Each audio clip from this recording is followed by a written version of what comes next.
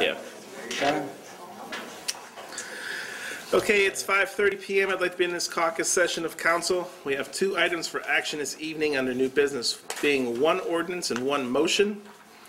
Are there any recommended changes or additions to the agenda presented this evening? I have none. None. No. Okay, thank you. A question, or just a clarification on ordinance A. It indicates that it was a demolition of the building, and there are actually 2 buildings. And if you go back and look at the detail on it, it says for the demolition of the house and the garage. So that ought to say buildings instead I of think building. it does on the original. Yes, it does. Okay. It does on the original. Okay. So we'll change ours. Thank you, Mr. Tisch. Thank you, Mr. Tisch. I would like to call this June 1st, 2016 council meeting to order. Would you please stand for the Pledge of Allegiance? Pledge allegiance to the flag of the United States of America and to the republic for which it stands, one nation under God, indivisible, with liberty and justice for all.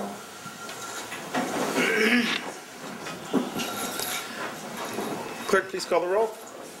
Yes. Yes. Here. Here. Here. Okay, all of you have received 1 set of minutes from the May 18th regular council meeting and the May 25th special council meeting. Are there any revisions to those minutes? I didn't have any. If not, they stand approved on record. Under reading of communications, Mr. Tisch. I have none. Mr. Lo Cicero. This is when I communicate information I got from citizens. Is this right? Mhm. Okay. I have some here. There's files somewhere. I was better prepared than this. Oh, here it is. Okay. Sorry about that. Last formal meeting, I received something from Don Shadow Mantle. And according to Joe Warino, grass was cut Friday the 13th, the same day I got it. Is that accurate, Mike? Do you know? What's the address? Pardon? What's the The address. 225 Neff Drive. Yes. Yes. Okay. Good. 'Cause I wanted to get back to people so they know that maybe you have already, so they know that we're acting on what they request. Okay. Then there was one from a fellow named Ann Zunini, and on 5/18, this had to do with Chuck Masters. Please tell him to cut his grass. And on 5/18, Joe reported that Masters needs a reminder. Do you know if the reminder was sent or if the grass was cut? It's cut on 5/31. We sent a letter out on 5/20 and cut on 5/31. It's cut on 5/31. Okay.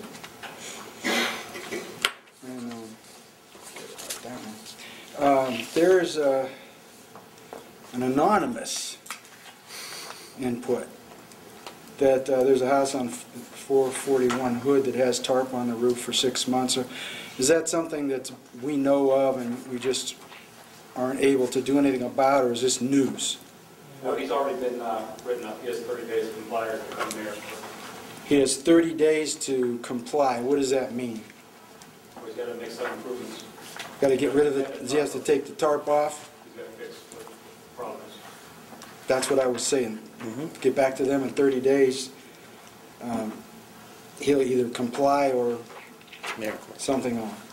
They get cited in the mayor's court. He'll be checked. Okay, that's what will happen if he doesn't comply, Mark. Yeah, he gets cited in the mayor's court. Okay.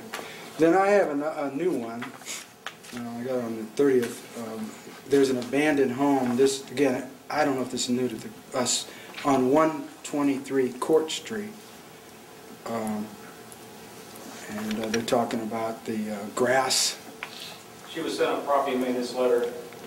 She's going through a probate court on that. She's trying to sell the property to get the house demolished. But I already sent her a letter on that one. Demolished? no, to get the grass cut until she gets it transferred in probate, and then someone's going to buy the house and demo it. Okay. And then I wondered, Mark, if you could give me a thumbnail update on Kalen. I drove by there on the way here, and he's got a 10-foot or 12-foot carpet rolled up in his front yard. And he's in and out of there still. He was here at Mayor's Court Monday, last Monday.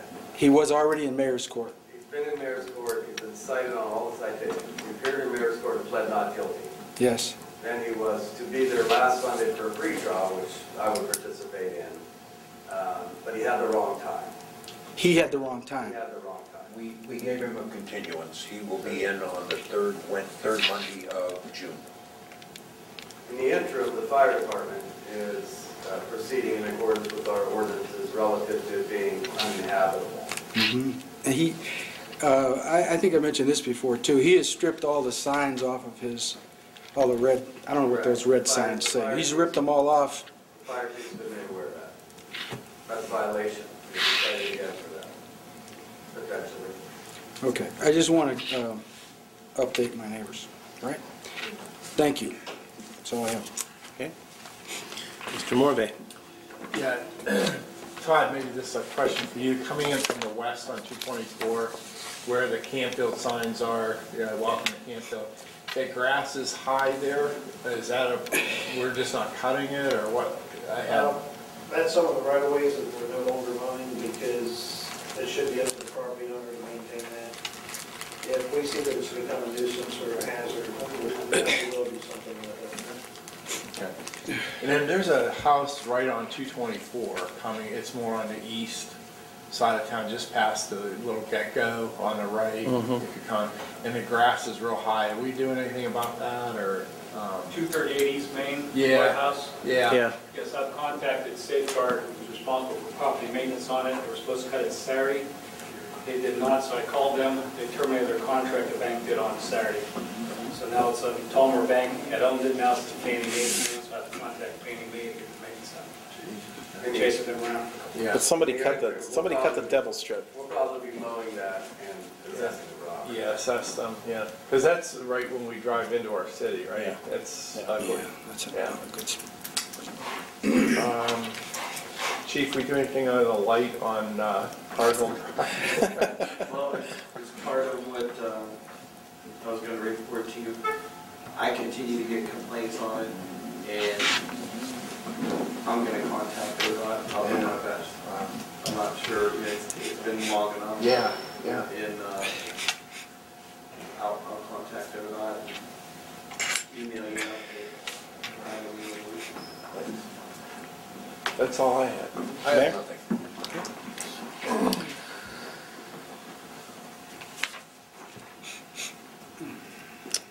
Okay. Do you want to give the? Yeah, the only communications I would have, we received complaints of a foul odor in the area of West Main and Cardinal. This is similar to what we've been dealing with. I spoke to Sebastian Trucking, who owns the business on the railroad, extremely cooperative. And it's a landscaper who rents off them, and it's grass, decaying grass. Especially in the evening hours, we got several calls and people who observe the odor. So we talked to them, and they're going to take care of it. He gave us their word. Great. Under reports of committees, city manager, and department heads, Mr. LaCicero. I have nothing. Mr. Morvay. Just to give you an update on the new fire station. So we went through and we got some bids in, and we looked at them, and they were higher than what we expected, go figure. So we then went through and assessed things that maybe we could put off or do more efficiently. The architect gave us some ideas, and so we're now down to about where we think we can proceed to build a new station. And so we'll be fine-tuning some of the changes, and then going and trying to go forward with the project.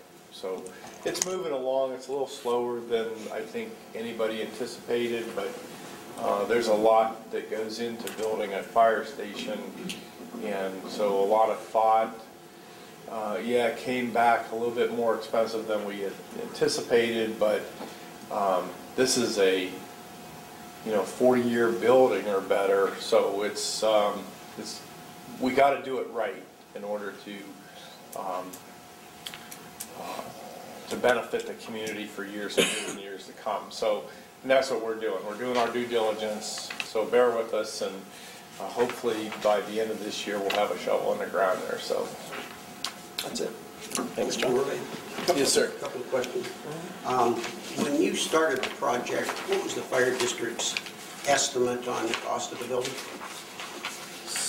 What is your target, I guess? Yeah, we were looking at around 2.5 million. 2.5? Okay. I thought I'd heard a number of 1.5 to 2. But, all right. And where are you right now as far as? About 2.6. 2.6. The items that you're looking to eliminate, are those items that are just going to be pushed down the road because you need to do them at some point and therefore hold off until the building is done and then have to do them? Or is it something that you can put off for this year but are going to have to do it for next year? Yeah, so some of the items, one of the items was lighting.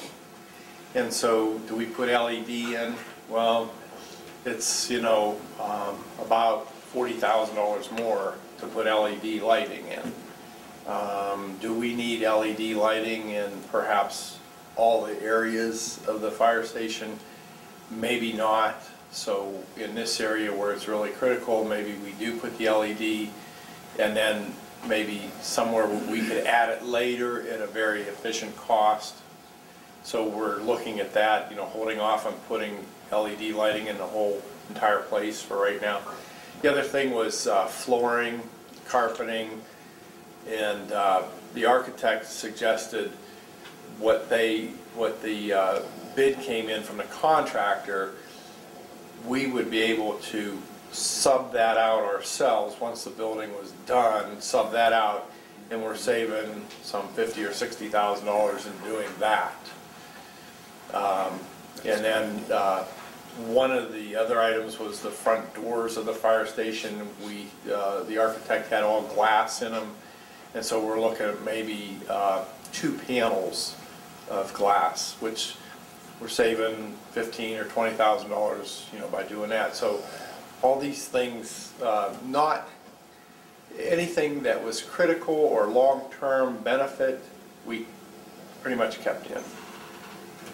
So we're trying to work toward our budget of 2.5. I don't know that we're going to get there. It looks like we're going to be around 2.6 in reality. So. Did you give any thought to rebidding the project? Explain to everybody,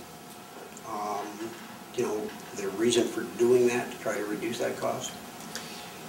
Yeah. So right now we're in the process of we've taken the low bid and then tried to do as much as we can to reduce that cost. And if we can't, then the next step is to go back out and rebid it. This is all the direction of the architect that, we're kind of trying to follow this punch list to get where we're trying to go. Is the architect's fee based upon the cost of the project, or is it a fixed dollar cost? It's a percentage of the cost of construction, yes, but they've agreed to cap it, and so I think around that 2.6, it's going to be capped. So if it goes over, if like we have overruns or whatever, 3% or 4% or 10% overrun, we're not going to be charged on that. So they've agreed to cap it at whatever. If you made a decision to rebid, would their fee be adjusted, or would it still be based upon the capped amount of 2.5 or 2.6, or did you have that discussion? We did not really have that discussion. Thank you.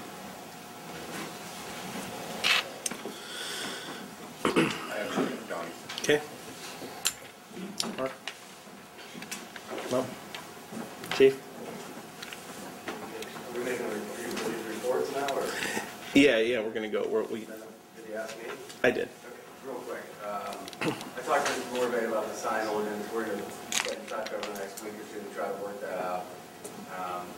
The ordinance I prepared, that I submitted, is with planning and zoning, it asked me to submit. It's a pretty simple message board type changeable content sign, so we'll go from there. The Farmer National Bank loan documents for the Kings Lake subdivision street lighting, I revised those significantly and sent them back to farmers, so I'm waiting for a response from them. I did check with Greg Ensley, and he indicated that he has forwarded those to the legal counsel, so when we get those back, we'll take a second look at them. Frankly, they were filled with errors and other issues. They're cleaned up and back to them. And that's it. Okay. Christine? Julian and Group filed our 2015 basic financial statements on last Friday. I expect the state auditors to come back sometime this month to finish up the audit. I received the requested information regarding the revenue generated by the 3.9 mil tax levy. County auditors estimating $767,546 in revenue on that. And Kristen and I will be attending a meeting that the county auditor's office is holding on Monday at the Canfield Library. They're hosting a roundtable for all the city, township, and village fiscal officers.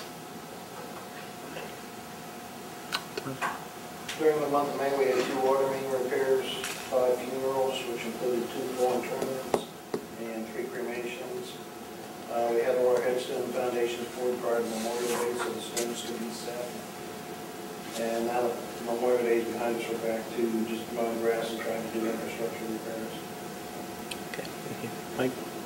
For the month of May, we issued 12 permits for a total valuation of $111,949. We issued 20 property maintenance letters for grass last month. 5 people have not complied right now, so we'll be sending a letter this week. We'll probably be cutting it next week and charging them back for our services. Okay. Chief? On May 23rd, the police department received a complaint from Todd about multiple windows being knocked out at Breesville Park, and that matter is currently under investigation.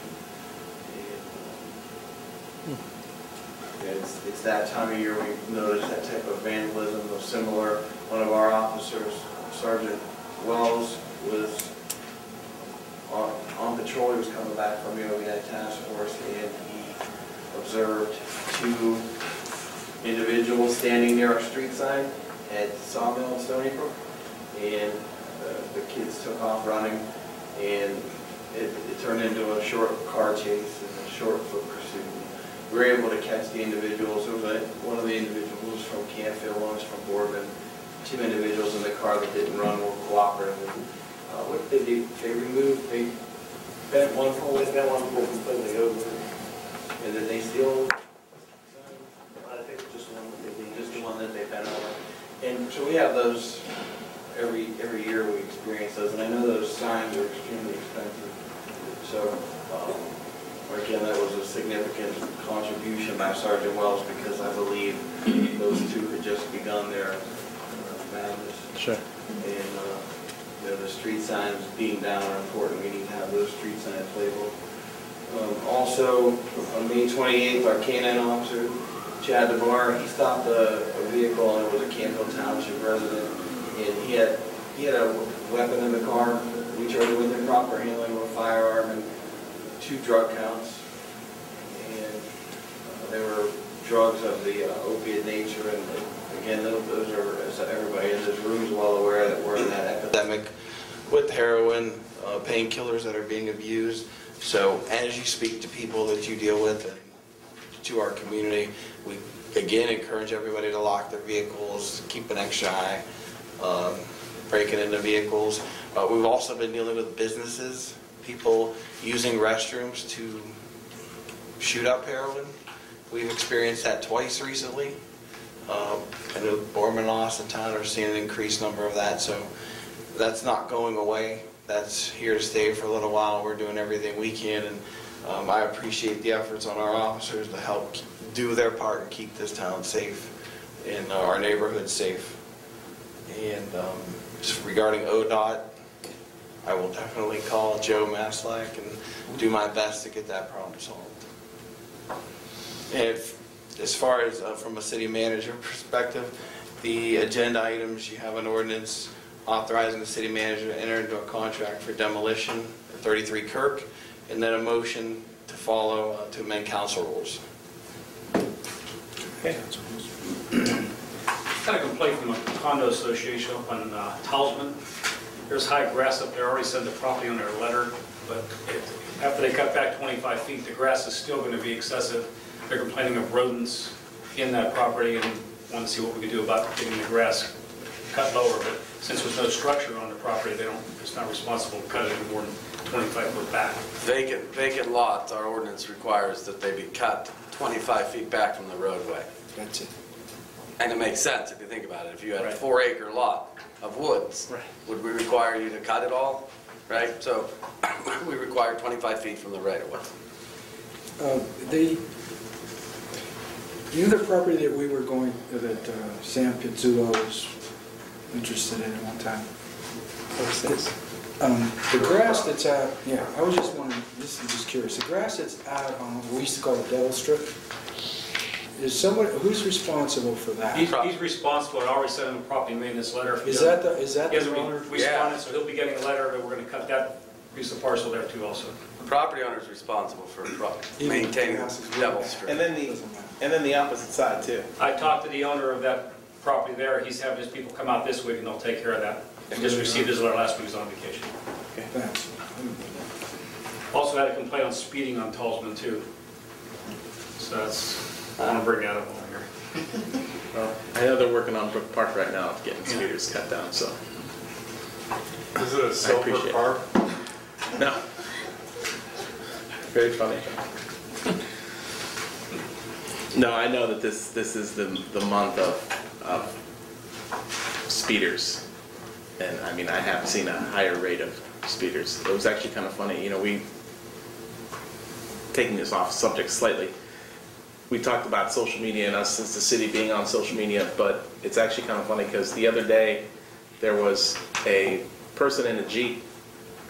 Did you see that? I saw it. And it kind of just like shot out socially across like crazy fast. And it said, if this is if you have a child in this vehicle, you better be concerned, you better find out where they're at. And it said, if you have the person that's driving this vehicle, you better make sure because they're driving very sporadically. And that person actually, I think, came in through Canfield.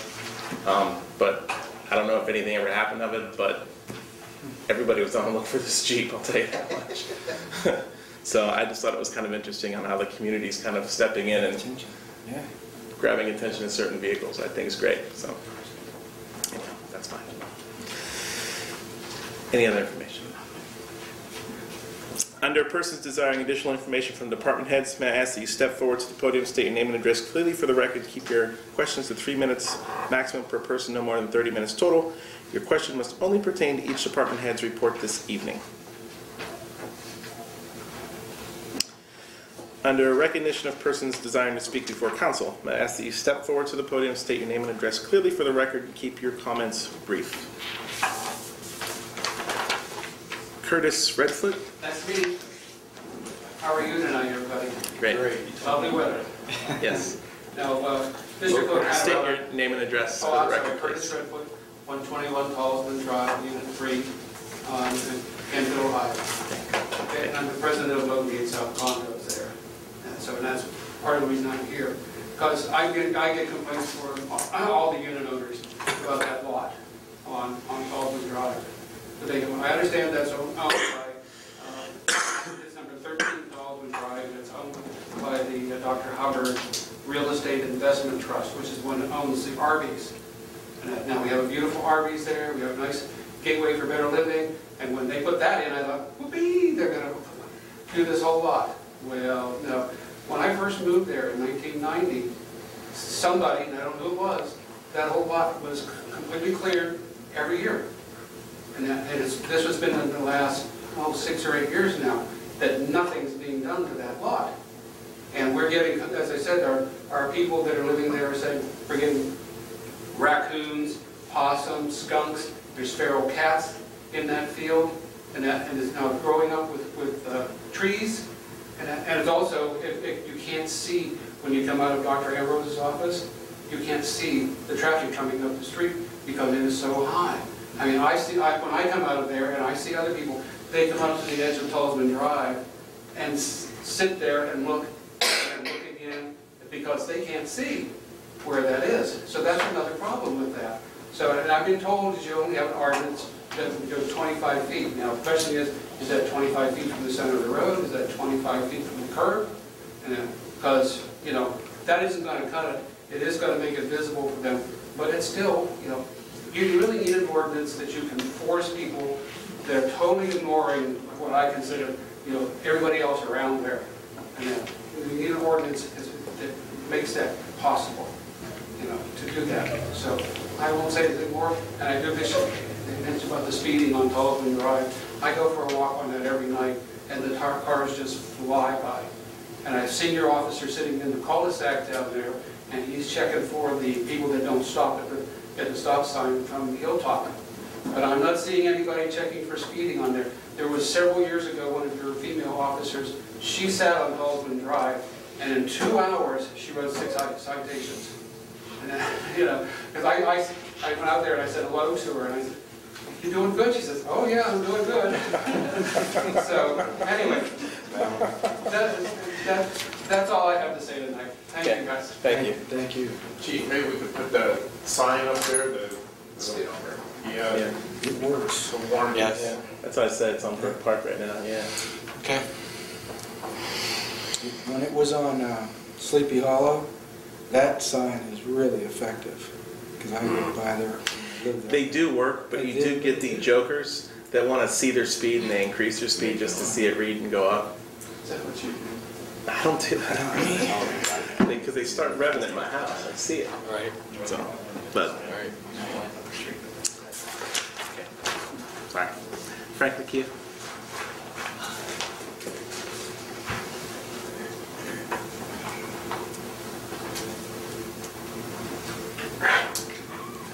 Good evening, I'm Frank McKee, I reside at 220 Glenview. Last meeting I inquired as to how many trucks were available to pick up leaves. I was not allowed to ask this question to the staff, so I referred it to council. And I wonder if council has an answer as to how many trucks are available. I referred it to you. We have 3 trucks that we settled for leaf pickup. Okay. Apparently I couldn't get that answer last week, Todd, but this week I can. I appreciate that, Todd. Thank you. You were probably stifled last meeting. Anyhow, about 10 days ago, I inquired as to how much money is in the street fund. I inquired from the city manager, who is not here. So far, no answer. I think that's plenty of time to get an answer. If I'm not mistaken, that street fund it's funded out of the general fund. And is that correct? No. No. That's what was mentioned in the last meeting. It came out of the general fund. Could be wrong, but once that is funded, I presume that can't be used for anything else. Is that correct? That's correct. Thank you. So I'll try to find out how much money is there. Also, for some time, I've been asking for some financial numbers at council meetings, such as how much is in the general fund. So far, the administration has stonewalled this request. Other city staff members have shared details of their areas of responsibility. In 2 weeks, we're having a citizens meeting to discuss additional revenue, specifically for the police. I presume that citizens will be allowed to speak. I would like to pursue this at that meeting. It's It's going to be tough to answer in front of the citizenry, why the administration is not willing to disclose financial numbers at city council meetings. Here we are asking for additional monies, but declining to disclose financial data. Why? What's the secret? Can the citizens be confident that the need is real under these circumstances? Is this a credible request? The opportunity to be financially transparent has been there. It's a lost opportunity and could be costly in our quest for additional monies. In addition, another topic for discussion at the public meeting could be the alleged $100,000 savings by not picking up leaves. Granted, $35,000 is saved by not employing Buckeye. Where is the remaining $65,000? It's not there. Thank you for your time. Frank, what are your two, what do you need to know?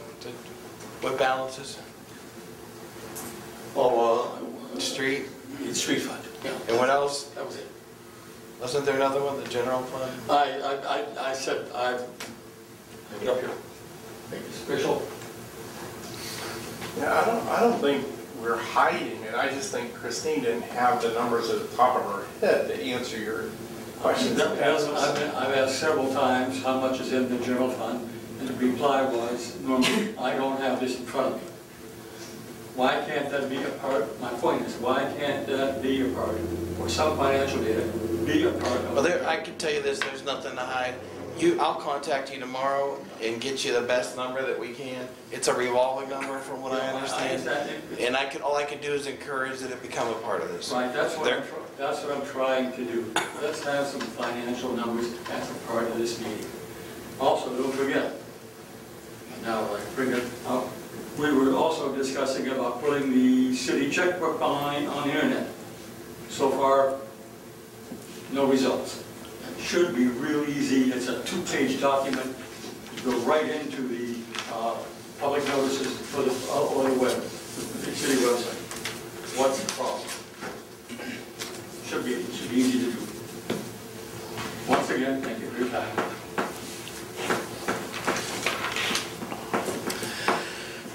Under old business. Can I speak? I'm sorry, I didn't have a chance to sign it. Sure. State your name and address for the record, please. My name's Sharon Brown, and I live at 35 Kirk Street, next door to 33 Kirk Street. I received a report from the city manager on the asbestos report from the engineer. There was nothing about the mold. I've expressed for at least the past year my concern with the mold that's in that house being spread when that house is demolished. And I was just wondering, I know that it went out to bid. I don't know if there is a bid. Go ahead. There has been a bid submitted. It is on the agenda of the board to award the bid for demolition tonight's meeting. I don't have a specific answer to your question because I don't have a copy of the specifications. Does anybody have a copy of the specifications I for don't demolition? know, but specification section 024116, whatever that is. Chief, did you find that out in the morning? Yes. What is that reference, Mr. Morgan? That's referencing this, as per the specifications of the demolition. And Joe had told us specifically that mold and asbestos was addressed. That's my understanding too. Mold remediation is part of the specs. Yeah. But you'll have to check with Joe. Just to confirm it. In the event that it is not, and you have already approved this demolition. I think we just need to confirm it, because I heard the same thing, that asbestos was separate, but mold was Yes, the part of report it. from the engineer only addresses the asbestos. Right, that's all the engineer was asked to report on, because that requires special demolition procedures. Okay? Yeah, it has to be removed before they demolish it Right, or whatever right. they do to it. But I don't know if it was, the question was asked about mold remediation. My understanding is it is in the specification. That's what I know. So I would recommend you proceed tonight. Right, and we can get you that information. I think it's included in there. We can give you the specifics, but would I talk to the city manager about that? Yes. He's on vacation. I understand he's on vacation. We'll get you the information. We'll get you the information. And I would like to express, we now have a under 5-pound infant, 2 houses away from that home. He was born 7 weeks premature, and he is now home. So I am addressing you all as gentlemen, that boy's life is also, depends on whether or not this could affect him dramatically if there's a specific kind of mold in that house. And that house is demolished, and that is spread across my neighborhood. So I put that out there. I was promised by this council 2 years ago that they would not open up that house. I was given a protocol that I was supposed to do, I did that, and it was still opened up for 3 days. So do you understand my hesitation? And the reason why I want this officially put out there, because I am less than 20 feet from this structure. I have taken care of this structure. I have mowed the grass. If you want the grass mowed, I suggest you talk to the property owner, get the people to pay for it, and mow it yourself. That is the only thing you can do to keep the vermin out. Well, we're gonna need a brush hog to clear that field. Well, I mean, I don't own the brush hog and can't rent. I now do. I mean, I have purchased equipment to deal with 33 Kirk Street personally. And I continue to cut the grass. I've quit complaining about the grass. I just want everyone to be aware. We understand, and we will get you. We will make sure we get you that information. Thank you. Yes. Do you need to be on the prior on the agenda, because I did not do that? You can come out. I won't be long.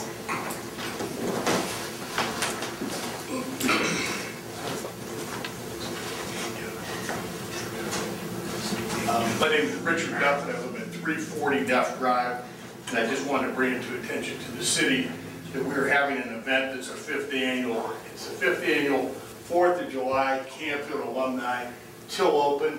It's a group of Canfield alumni that come from all over the country, come home for the 4th of July event. We've raised $66,000 for the schools in the last 4 years. Our goal is $50,000 this year. I had 3 requests, don't know whether you can take them up at this time or sometime. One, we were hoping to be on the agenda of the 4th of July, where I don't know if the city puts it out or the committee that could provide all the information. But it is a city event. We do this is going to be July 2nd. We support 18 different ECAs within the Canfield schools. We're also in support with the Loghurst all class reunion. This really is a great event. We honor veterans since it's over the 4th of July and significant alumni who have contributed. You don't have to be a veteran. And our committee, we're a nonprofit 501(c), and we like input from the city. The school gives us an input, like we'll be recognizing Dante Zambrini, we'll be recognizing Mrs. Arlinga. When I say recognizing, memorializing.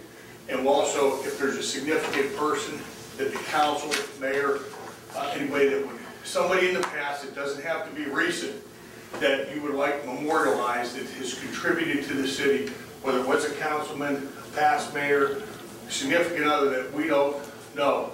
We just like to have it nominated. We already are honoring 2, Zarlinga, as I mentioned, and Mr. Zambrini, but we could use a 3rd. At one point in time, we'll ask the township for an input, the city for an input, the school for an input, and our committee for an input. So that would be one, to see if you'd have an input. Second would be, if we could be put on the ledger to be part of this. The third would be, if it's a possibility, I noticed the nice signs on the green on the north and south end. I don't know if there's 2 or 1. We sure would love to have something like this. Craig Olson makes these for us. I can make them bigger or larger or conform to the city standards, but it sure would help. This event sells out every year.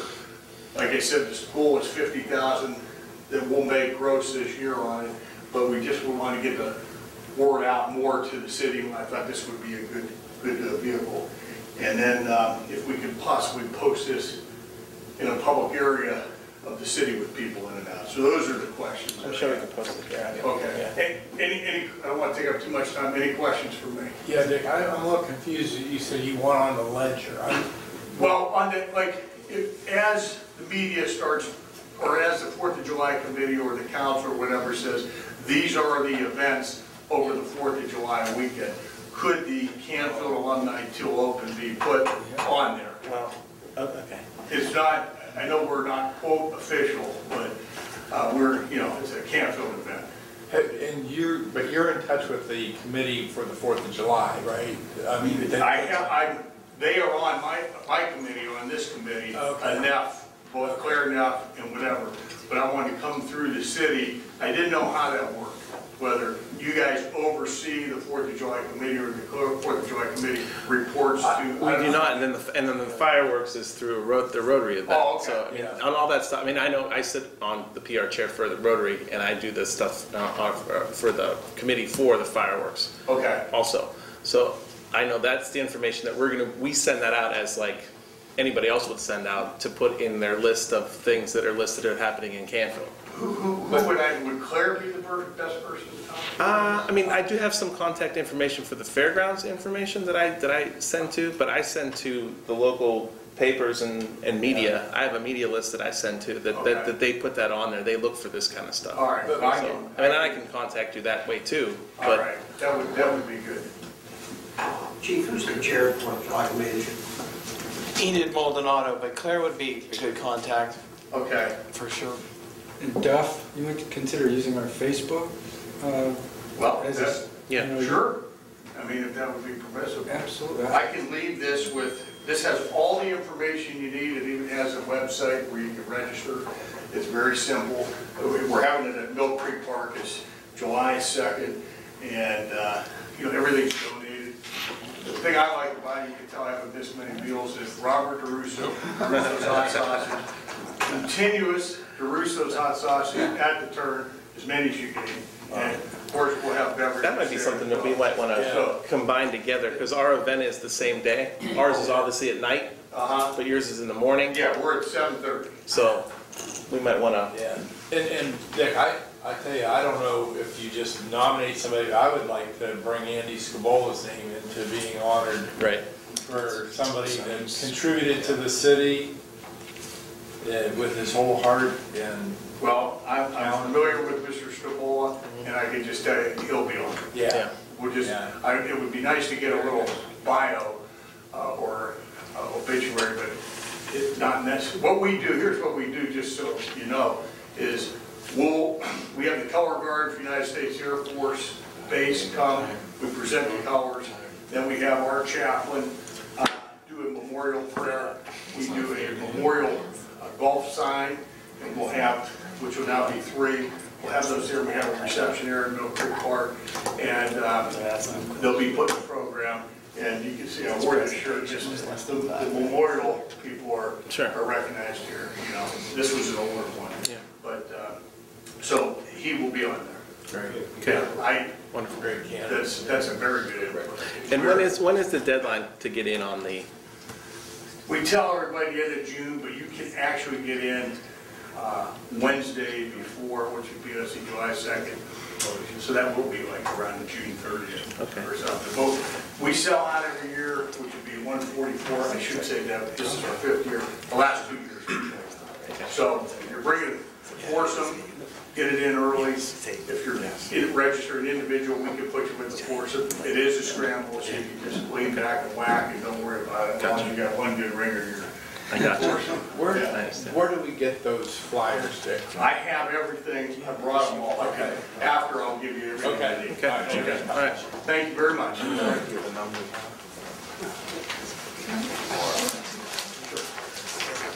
Okay. Would you like to? Yes. Yeah. Patty? Yes. Do you have a copy of the specifications for 33 Kirk Street? Do you have access to that? I do not, but I would believe Dave Tabak should have it.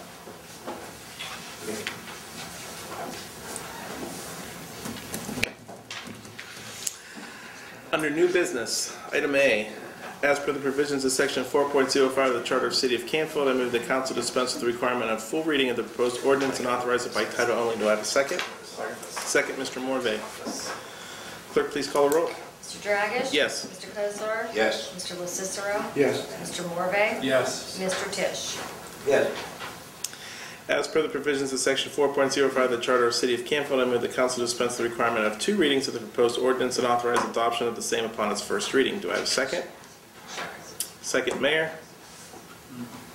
Clerk, please call the roll. Mr. Dragish? Yes. Mr. Cosar? Yes. Mr. LaCicero? Yes. Mr. Morve? Yes. Mr. Tisch? Yes.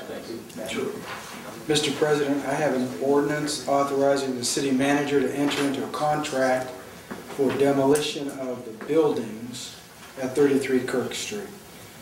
I move for passage. Second. Second, Mr. Tisch. Discussion? Public comments?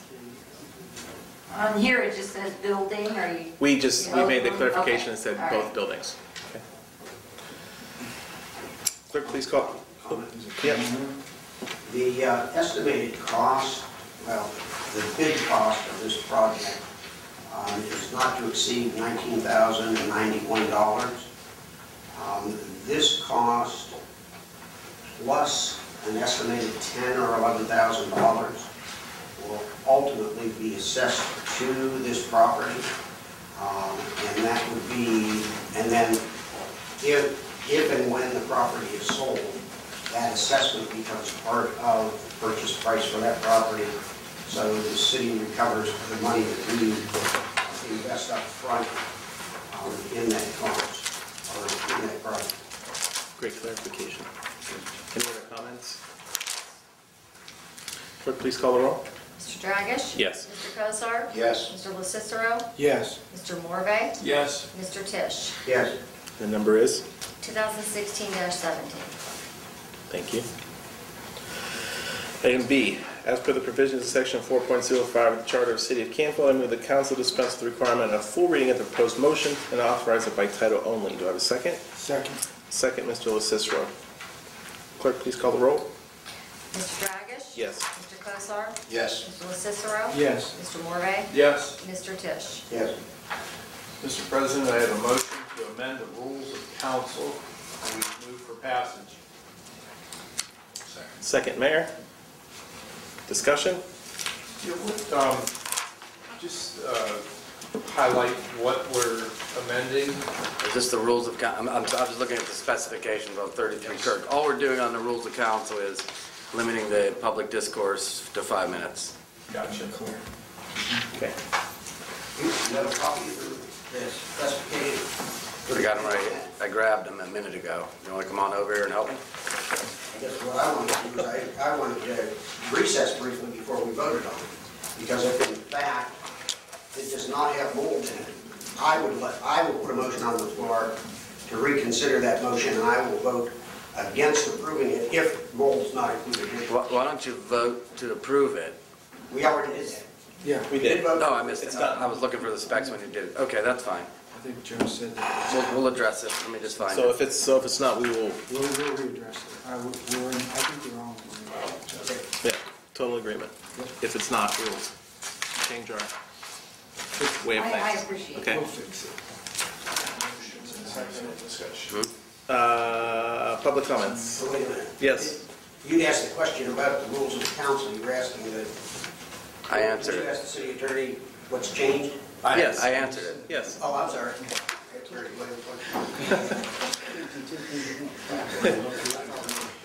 Public comments? Clerk, please call the roll. Mr. Dragish? Yes. Mr. Cosar? Yes. Mr. LaCicero? Yes. Mr. Morve? Yes. Mr. Tisch? Yes. The number is? 2016-10. Thank you. Councilman's comments. Mr. Tisch? I have some comments, but before we get to recess, I really have an answer for you. Okay. On the other Yep. things. Okay. My comment this evening relates to a long-time employee that died this past week. Donna was a city employee for 30 years, starting in 1966. Donna was policewoman, dispatcher, dispatch supervisor, record supervisor, police chief's secretary to Chiefs Byers, G. Jordan, Shidell, Lyle Stone, and she, secretary. Thank you, that's what I thought. That's good, Ed. And mayor's secretary to Laughlin, Eversman, Laughlin again, Hunter, and Fry. So, as I said, Donna's been here a long time. She worked in this building when the police department was on the second floor where the income tax office is, and was the first full-time dispatcher that we had in the city, and a job well done for 30 years.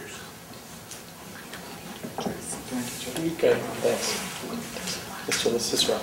Yeah, I wanted to invite everyone to the June 15th town hall that Frank mentioned, and I want to read to you what we've asked the local churches to put in the bulletin and what we probably will post. And it starts out from a paragraph from our mayor. It says, "Dear Canfield citizens, as you know, Canfield is one of the safest cities in Mahoning Valley, in Ohio, and in the U.S. Recent cuts in state funding and other revenue reduction places us in jeopardy. We need to keep Canfield safe for all, especially our most vulnerable, which are our children and seniors." Then it goes on to say, "Please attend our June town hall. It is a critically important meeting. Our city is at a crossroad. The decisions we make now will affect us for years to come." And last meeting, John mentioned that we are meeting on Wednesday mornings at 6:30. It's the only time we can get everybody together. And we're trying to address not only this year and next year, which is obviously the most important things, but we're looking out beyond that to try to not find ourselves surprised again in the future. And then it's what, when, where, and it's at Canfield City Town Hall. It starts at 6:30 p.m. on the 15th. It's a Wednesday. It's at MCCTC Joyce Brooks Center, which is on Palmyra Road, as you probably know. Canfield City families are invited because we feel that it isn't just the parents that are affected. I think it's a family thing. We have a couple things we want to do. One is we want to celebrate some of the things that people have done for our city, and it'll just be a thumbnail because there's so many people doing so many good things. Duff just talked about it. But we have a few that we want to recognize. And then get into discussing the future of our city. Some of you already know the results of the 2015 Canfield City Questionnaire that Pat Wilmer and Nancy and others have helped put together. There's two young men, David Hofstas and Jacob Isarco, from our Canfield High School, who will present briefly what the results were. And then the State of the City by Mayor Kosar. And Frank mentioned some of the things that have to be out there for people to understand the circumstances. Then we'll open it for questions and answers. And hopefully we're going to try to answer some of the pressing questions right in the early part. We know what some of those frequently asked questions are, but it'll be open for other questions. And the City Council, along with Joe Remont's staff, will be there to help answer those questions. So I wanted to say that. But I have one more thing I want to say, if it's okay.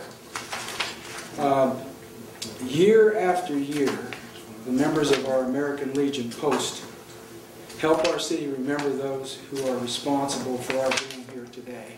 This was the first time I attended our Memorial Day service. I had been attending Smoky Hollow, where I grew up. But this year I was here, and I was so glad that I got an opportunity to participate in this. Our city honored those people from Canfield that fought in the Revolutionary War. The War of Independence, which is,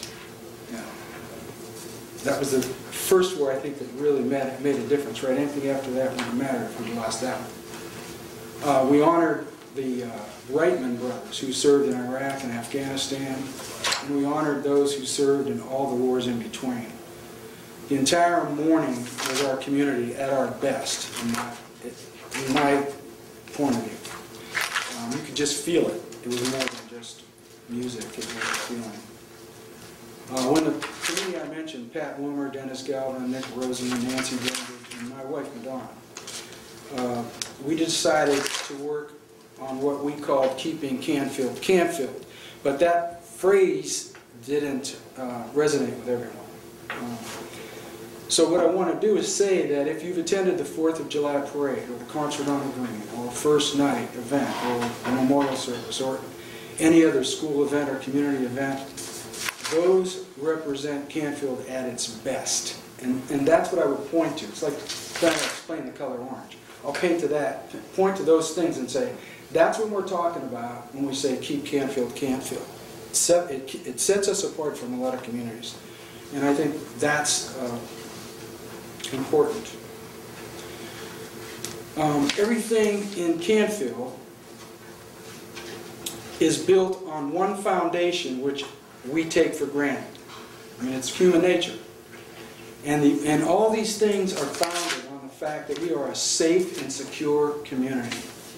You look around, a lot of communities can't do what we do because they're too busy fighting crime. And pick up, do your own research. Look at other news. And I think sometimes that goes, we just take it for granted. It's no secret that through no fault of our own, we're at a financial crisis. The 1992 survey of 700 citizens, as well as the recent questionnaire, all said that we appreciate being in a safe and secure environment, right? The direction that we're headed in, if we continue in the direction we're headed in, we're going to be putting that at risk. Maybe not next year, maybe not the next year. I grew up in Youngstown. It didn't happen overnight. We didn't wake up one morning and it was a bad city. It's like boiling frog. Little by little by little, you wake up and all of a sudden it's in a safe and secure place anymore. So what this boils down to, I'm really going to wind this down now. As our priest says, in conclusion, the primary function of government is to protect its citizens. That's the number one thing, right? When it comes to violent crime, Canfield, Ohio shows a crime rate that is 90% lower than the Ohio average. The crime rate is also 93% lower than the national average. When it comes to property crimes, Canfield is shown to be 60% lower than Ohio, 50% lower than the national average. Canfield is safer than 86% of the cities in the United States. Now, isn't that a wow? Doesn't it make you want to go, wow? Really? I don't think we appreciate that. And I think we have to put that in front of us, right? If you're skeptical of these facts, check them out, because I just remember. So this is just something I'm asking you to consider when you think about your vote in November. It isn't just about numbers. Thank you for your attention. I really do appreciate it. Mr. Marvin.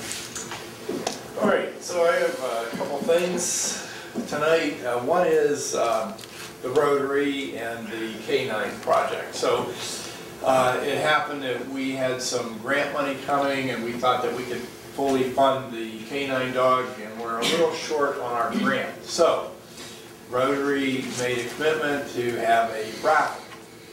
And this is pretty exciting. And so the theme of it is all day, all night long.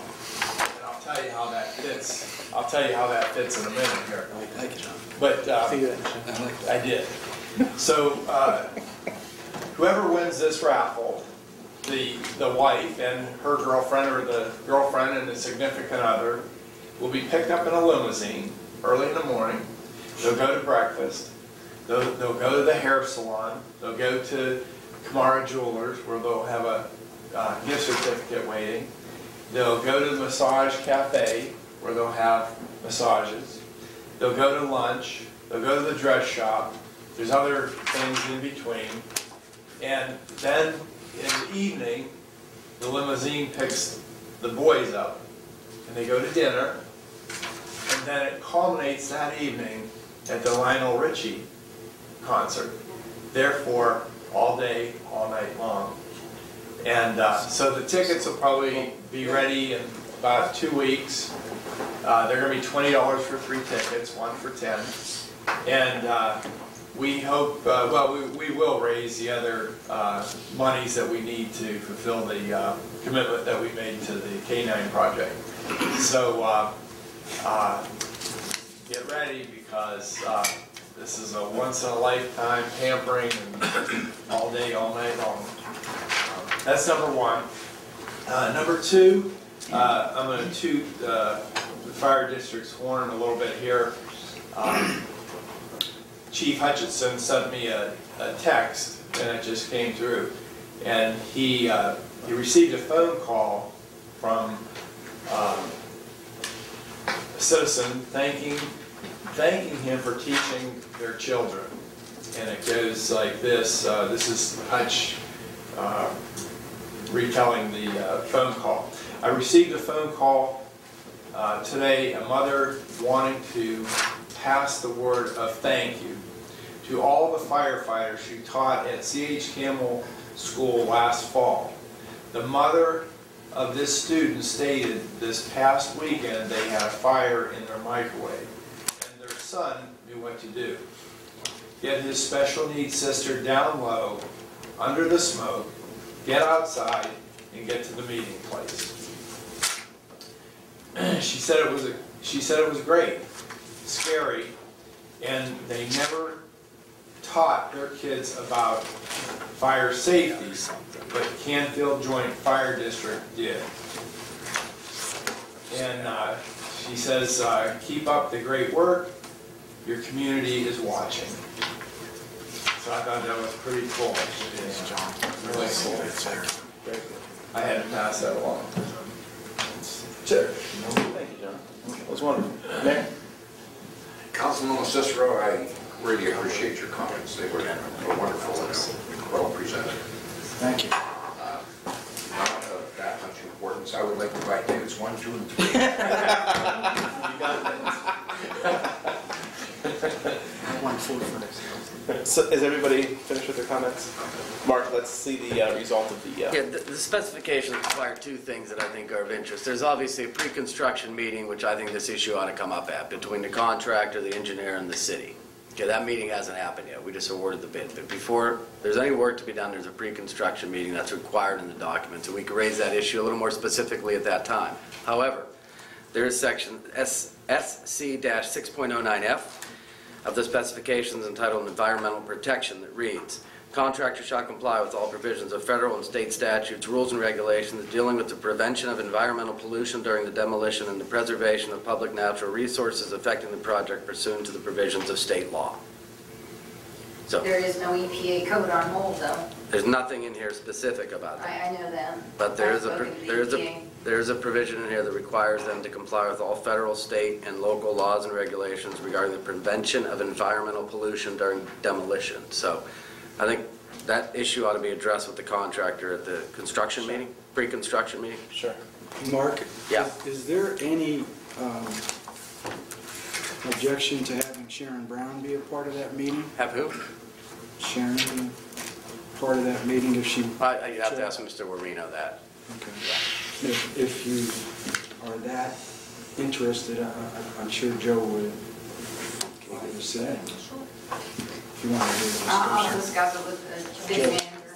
Yeah. He can make that decision. Okay. Thank you. Yes, Mr. Tisch. Say how long that contract's good for? I didn't see that, Chuck. Pardon me? I didn't see that.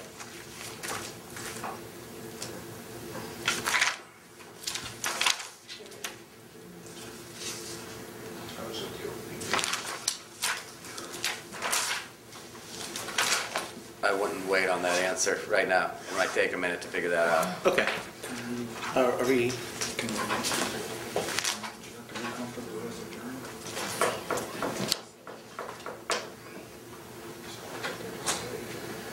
Substantial completion should be in 30 calendar days and final completion in 30 days. From the date of signing of the contract. Well, you have 30 days for the ordinance to take effect. The problem is, if we go forward and we authorize it, it's not included in there, then we don't have it in there. Well, you're gonna have to have a change order then. Although, you know, I don't think the city engineer identified anything relative to the mold. I just think you ought to discuss it in the pre-construction meeting. Okay, on advice of council, I don't agree. Make sure we discuss with them before anything else. Okay? With that, this meeting is adjourned. Thank you. Frank.